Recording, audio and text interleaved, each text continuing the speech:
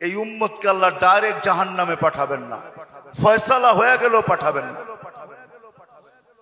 Direct পাঠাবেন না। অন্য উম্মত ফয়সালা হবে সিধা জাহান্নামে, এই উম্মত যাবে না। এই উম্মতকে আল্লাহ এক জায়গায় নিয়ে জড়ো করবে। জড়ো করা বোঝেন তো? একত্রিত করবে। ওই জায়গায় নিয়ে করবে যেই জায়গা দিয়ে আলেমরা জান্নাতে যাবে।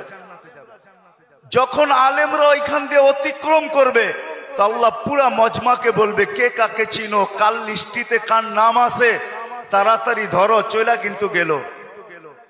তো যায়া ধরবে, হযরত আপনার লিস্টিতে তো আমার নাম আছে, আপনাকে তো আমি চিনি, মহব্বত ছিল, ভালোবাসা ছিল, আসা যাওয়া ছিল, উঠা বসা ছিল, চলাফেরা ছিল, খাওয়া লওয়া ছিল, আর শুনেও আসতেছি আপনারা সুপারিশের অধিকার পাইছেন।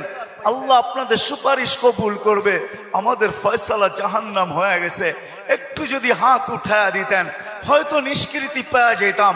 তো আলেমরা দেখবে যে ঠিক কিনা তার কথা, ওইখানে আল্লাহ প্রমাণিত করবে প্রজেক্টরের ভিতরে, দেখতে সে যা বলবে ওটা সত্যায়িত হইতে থাকবে।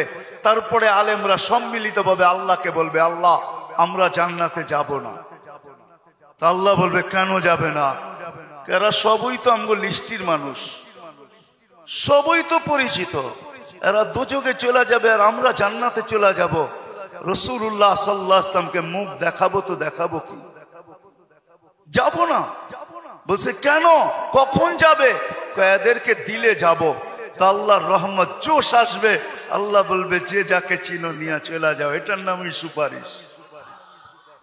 এই জন্য বলি কমসে কম নামটা রাখেন লেখা, জান সম্পর্ক জোড়েন আল্লাহ ওয়ালাদের কাছে, আর বলেন হুজুর আমার নামটা একটু লেখা রাখেন, যে আপনার সাথে আমার সম্পর্ক লেখা রাখেন। চড়বেন তো, নাইলে আমি এত লম্বা কথা বলতাম না। আর তৃতীয়